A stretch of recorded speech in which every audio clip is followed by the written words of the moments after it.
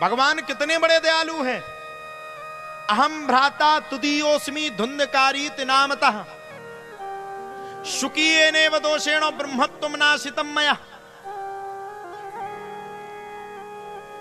धुंधकारी इतना बड़ा पापी मैया जिसने 5-5 वेश्याओं को घर में रखा। धुंधकारी इतना बड़ा पापी जिसने वेश्याओं को शरण दी। और यहां तक कि धुंधकारी इतना बड़ा पापी जिसने अपने माता पिता के खिलाफ जाकर के काम किया हो। लिखा है पूत कपूत तो का धन संचय, और पूत सपूत तो का धन संचय। पूत अगर कपूत निकल गया, करोड़ों रुपए रख लो भैया, तुम खूब प्रॉपर्टी कर लो, खूब डस्ट ले आओ, खूब गिट्टी का धंधा कर लो, खूब बेच बांच के फ्री कर लो, खूब मंडी लगा लो, खूब करोड़ों रुपए खड़े कर लो, खूब हम कह रहे अरबों के सामान खड़े कर लो। लेकिन अगर आपका पूत कपूत निकल गया तो सब ध्वस्त, हवेली को ध्वस्त करके बैठ जाएगा। और अगर पूत सपूत निकल गया, पूत सपूत निकल गया तो बुरा मत मानना, वो संसार में नहीं पूरे जगत में आपका नाम खड़ा कर देगा। तुंगभद्रा तटे पूर्व, तुंगभद्रा नदी के पास आनंद नाम का तट था मैया। आनंद नाम के तट के पास उत्तम नामक नगर था। उत्तम नामक नगर में एक पंडित जी रहा करते थे जिनका नाम था पंडित आत्मदेव शास्त्री। पंडित जी के घर में कोई कमी नहीं, ना धन की, ना धान्य की, ना संपत्ति की, कोई कमी नहीं, सब कुछ था। पंडित जी को दुनिया में सबसे बड़ा अगर कोई खेद था, संसार में अगर सबसे बड़ा कोई दुख था तो संतान ना होने का। अच्छा, ये भी बात क्लियर है। वो गृहस्थी किस काम का जिसके जीवन में संतान ना हो, सही बात है कि नहीं? और वो संत किस काम का जिस संत के जीवन में भगवान का भजन ना हो। आत्मदेव शास्त्री का दिमाग खराब, भागवत कथा अच्छी करते, कथा को सबको अच्छे से सुनाते, लेकिन घर में कोई संतान ही नहीं थी, आगे का कुल कैसे चलेगा? चिंता में रहते, बहुत वर्ष हो गए। एक दिन मन में विचार किया कि अगर मेरे घर में कोई संतान नहीं होगी तो मैं जाकर के अपने प्राणों का त्याग कर दूंगा। पहुंच गए आत्मदेव शास्त्री, और जैसे ही आत्मदेव शास्त्री पहुंचे तो आत्मदेव शास्त्री जंगल में आकर के मरने का प्लान कर लिए कि मर जाएंगे, अब जिएंगे तो संसार में क्या करेंगे, संतान है नहीं, ना तो गृहस्थी बचे ना संत ही बचे। बैठे थे, एक संत जी वहीं से निकल रहे थे।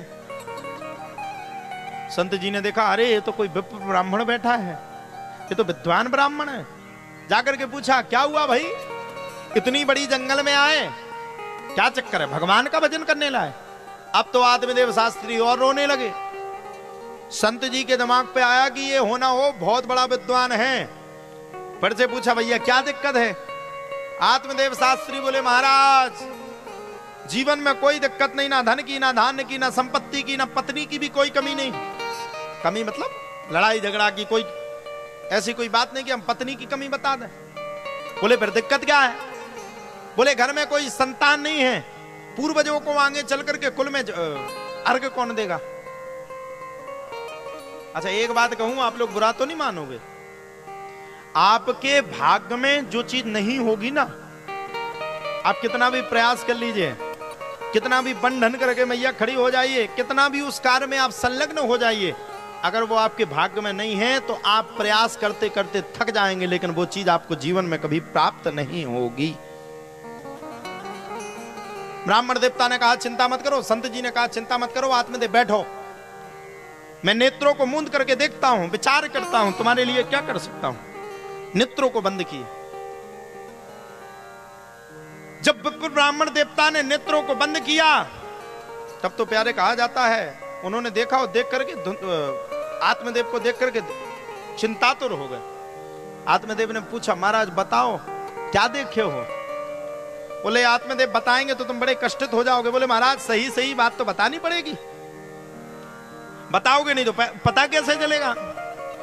तो बोले सही बात यह है आत्मदेव शास्त्री कि तुम्हारे भाग्य में एक जन्म नहीं अपितु 7 जन्म तक कोई संतान का योग ही नहीं है।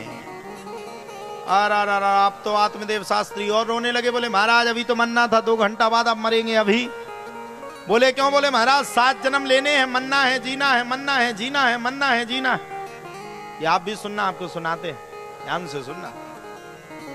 दुनिया आपसे भी कहती होगी, संसार है, आपको भी परेशान करते, संसार का नियम है, वो तो चलते ही।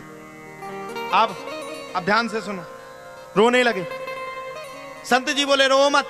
अच्छा, पंडित मर जाए तो ब्रह्म हत्या लग जाए, अग्नि कहे स्वाहा और ब्राह्मण कहे आहा, मतलब अग्नि को मिले स्वाहा और पंडित को बढ़िया तुम खाने के लिए दे दो, अच्छी खीर रख दो, पूड़ी रख दो, रायता रख लो।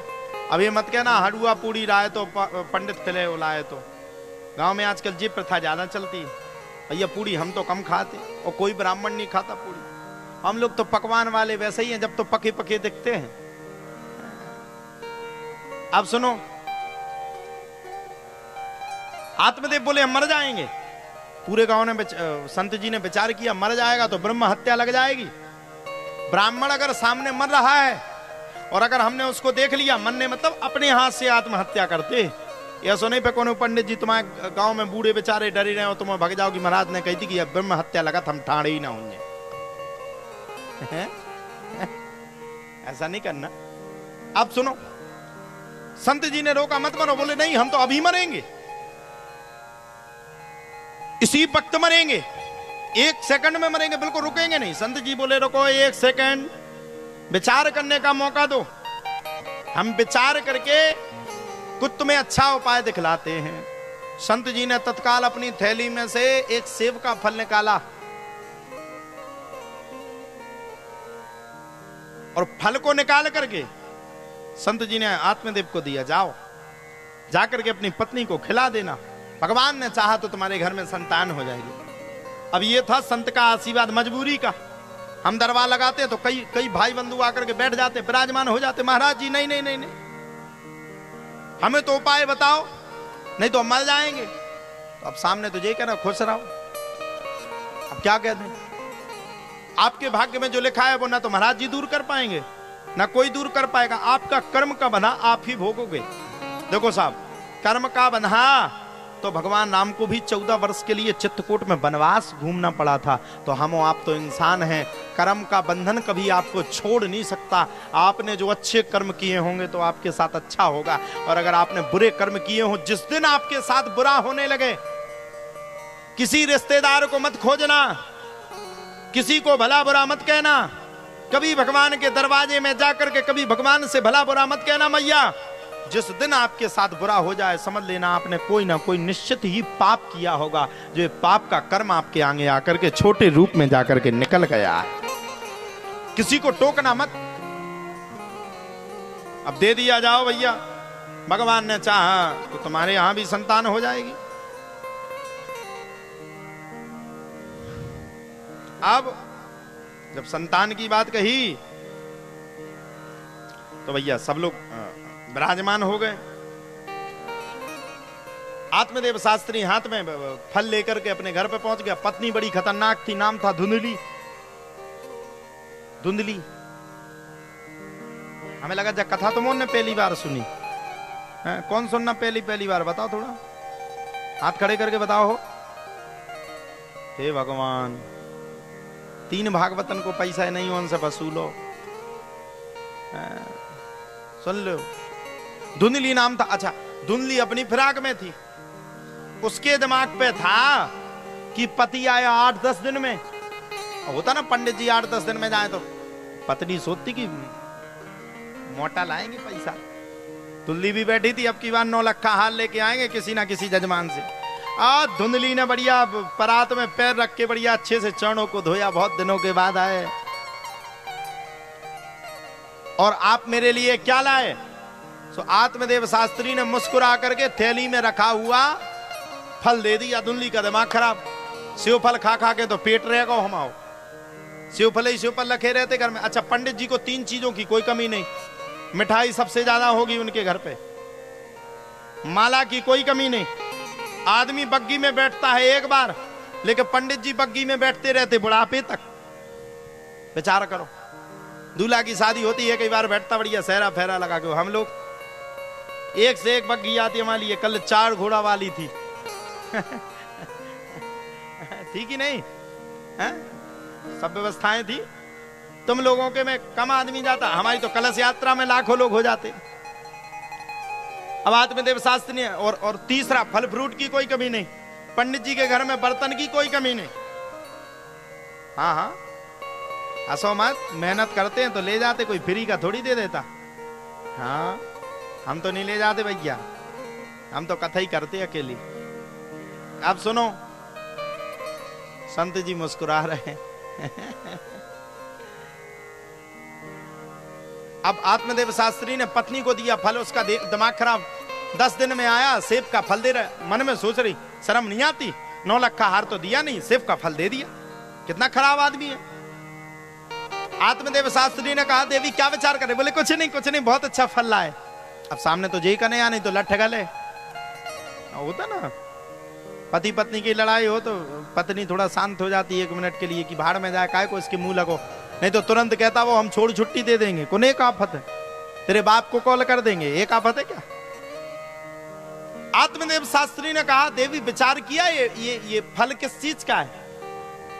धुंधली बोली, अब आप तो फल लाए, प्रसाद होगा, किसी महात्मा ने दिया होगा। बोले बहुत अच्छी बात कही, ये फल खाओगी तो तुम गर्भवती हो जाओगी, और हमारे घर में जो संतान नहीं वो संतान हो जाएगी। आ पंडित जी तो प्रसन्न हुए, धुंधली पंडित जी के सामने प्रसन्न हो गई, लेकिन पीठ पीछे उसका दिमाग खराब। अब ये फल खाएंगे, गर्भ ठहरेगा, 9 महीने के लिए गर्भ में बच्चे को रखेंगे। अब पता नहीं 9 महीने के लिए रखना कि 11 साल तक, सुखदेव जैसा 12 वर्ष तक रखना। बैठी बैठी विचार कर रही थी, पड़ोसन आई तो उसने पड़ोसन को पूरी परेशानी बताई। मेरा आदमी तो पागल हो गया, पता नहीं कहां से सेब का फल लाता है, और सेब का फल ला करके सबको खिलाता पिलाता है, शर्म तो आती नहीं इसको। पड़ोसन ने समझाया, तेरे घर में तो बड़ी भगवान आ जाएंगे, तेरे घर में पुत्र आ जाएगा तो तेरे घर में खिलौना हो जाएगा। अब ना समझी, और जब वो ना समझी तब तक धुंधली की बहन आ गई। आय हाय हाय, कलयुग की बहन इतनी खतरनाक, अगर वो देख ले कि दूसरी बहन बढ़ रही है तो पीछे से इतनी टांग खींचेगी कि पूछो मत। और बहनों का रौद्र रूप देखना हो तो एक घर में जहां दोनों बहनें हो वहां देख लो तुम आपस में रौद्र रूप, एक दूसरे पे इतनी चिड़े, कितनी आगे बढ़ रही, कि बाप को आए हमारे आदमी की मेहनत को आए। रौद्र रूप देखना है तो जहां एक साथ 2 बहनें हो वहां रौद्र रूप देखो। आप आपस में सालों बोला चाली नहीं रहेगी पैसे के पीछे। अच्छा, सास ससुर तो सबके बिल्कुल दुश्मन ही रहते हैं। जब तक बहुएं सुबह से उठ करके सास को 2-4 गाली मन में ना दे लें तब तक उनका भोजन नहीं पकता है। जब तक 2-4 ना सुना दें, सुबह सुबह दांती दे रही है, खुद तो बैठ गई खटरिया पे, हमसे कहती है झाड़ू लगाओ, सुबह सुबह उठो, शर्म नहीं आती इसको? कहने वाले ने कहा है, मंदिर में ना मिलेंगे, गुरुद्वारे ना मिलेंगे, मंदिर में ना मिलेंगे, गुरुद्वारे ना मिलेंगे, तेरे ही घर में बैठा भगवान, कर ले माँ को प्रणाम, अपने पिता को प्रणाम, कर ले माँ को प्रणाम, अपने पिता को प्रणाम। संसार में आपको सब सुख मिल सकते हैं, लेकिन संसार में माता और पिता 2 चीज आपको एक ही बार मिलेगी, माता पिता और भाई। ये जीवन में एक बार मिलेगा। धुंधली की बहन आ गई, उपाय बताया, बहन एक काम कर, गाय को जाकर के ये फल तू गाय को खिला दे और गर्भवती होने का नाटक शुरू कर दे। और पहले लिख दिया गोस्वामी जी ने, बाढ़ पुत्र पिता के धर्मा और खेती उपजे अपने कर्मा, कोहू काहू को सुख करना दुख कर दाता, निज कृत कर्म, बोलो, निज कृत कर्म भोग सब भ्राता। अपने अपने कर्म का दंड दुनिया को भोगना है। अब दूसरों का पाप आप अपने घर में ले लो, या तो ये देख लो कि इसके पाप संताप ठीक है, ये पुण्यात्मा है, तो किसी का बालक ले लो। पुण्यात्मा ने किसी का पाप अपने गठरी पे लाद दो, बाद में परेशान करे। धुंधली ने भी यही मूर्खता की।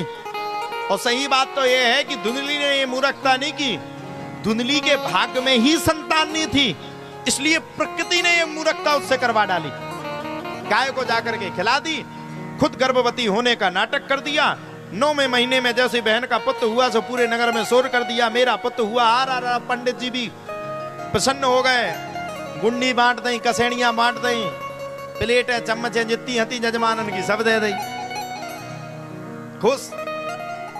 गाय को एक दिन चारा चराने के, गाय को चारा डालने के लिए पंडित जी गए, तो वहां देखा गाय ने भी मनुष्य रूपी पुत्र को जन्म दिया। सारे नगर में शोर हो गया, हे भगवान, भगवान पहली बात किसी को देता नहीं है, दूसरी बात अगर किसी को दे दे तो छप्पर फाड़ के देखता। पूरा नगर प्रसन्न, महाप्रसन्न, सब प्रसन्न। धीरे धीरे करके दोनों बालक बड़े हो गए। गोकर्ण पंडितो ज्ञानी धुंधकारीत महाखला। गोकर्ण जी महाराज संत का आशीर्वाद थे, पंडित ज्ञानी हो गए, अच्छे विद्वान ब्राह्मण हो गए। और धुंधकारी पापी मनुष्य का पुत्र था, सो पापी बन गया, ब्राह्मण के घर में जन्म लिया, दारू पीने लगा, शराब पीने लगा, जुआ खेलने लगा, वैश्यावृत्ति करने लगा। एक दिन पिताजी ने रोका, बेटा हम करते हैं भागवत, तुम पी रहे हो दारू, संसार कैसे तुम्हें झुकेगा। धुंधकारी बोला, संसार झुके ना झुके अपना तो ये शौक है, करेंगे। अरे बोले क्या बात करते हो, हमारा तो विनाश ही हो जाएगा, अब क्या करें। जब सब शांत हो गए तब तो धुंधकारी ने अपने ही पिताजी की मैया पकड़ करके खूब पिटाई लगाई। पिता को बुरा लगा तो मरने के लिए जाने लगे, पुत्र गोकर्ण ने रोक लिया, पिताजी ठहर जाओ, कहां जा रहे हो। बोले मरने के लिए। बोले क्यों। बोले पुत्र ने धोखा दिया, पुत्र ने मेरे को मारा है, अब मेरा कौन है संसार में। गोकर्ण ने ज्ञान दिया, देहे स्थिमांस रुधिरिम भिमितिम त्यजतुम जाया शुतादिषु सदा ममतां विमुंचो पश्यानिशं जगदिदं क्षणभंग निष्ठम वैराग्य राग रस को भव भक्ति निष्ठा। पिताजी ये देह है। पिताजी आप एक बात बताओ, पिछले जन्म में आपकी कितनी संतान थी। आप लोग बताओ मैया, पिछले जन्म में तुम्हारे कितने लड़का थे, तुम लोग बताओ। पिछले जन्म में तुम्हारी कितनी संतान थी। या इस जन्म में आप मर जाओगे, अगले जन्म में चले जाओगे तो पता होगा कि आप पिछले जन्म में डहर्राम में थे, पता होगा क्या। ये सांसारिक माया है और ये यही भोगना है, ये आपके साथ नहीं जाएगा। अच्छा दुनिया कहती है, हमने संसार में सुना, टीवीओ में देखते, हर जगह सीरियलों में देखते, उन्होंने कहा हमें फलाने व्यक्ति से प्यार हो गया, अगर वो नहीं मिलेगा तो हम अपने प्राणों का त्याग कर देंगे। आजकल ये चीज बहुत चल गई है सोशल मीडिया पे, फलाने लड़के से हमारी शादी नहीं होगी तो हम प्राणों का त्याग कर देंगे। बहुत स्पष्ट बात कह रहे हैं, थोड़ा खुल के कह रहे हैं, बुरा मत मानना। उन्होंने कहा फलाना लड़का ने कहा, पिताजी अगर हमारी उसी लड़की से शादी नहीं होगी तो हम मर जाएंगे। अच्छा एक बात बताओ, आप जब अपने पैर पर खड़े हुए तब आपको जाकर के लड़का मिला या लड़की मिली, आपस में प्रेम बढ़ा।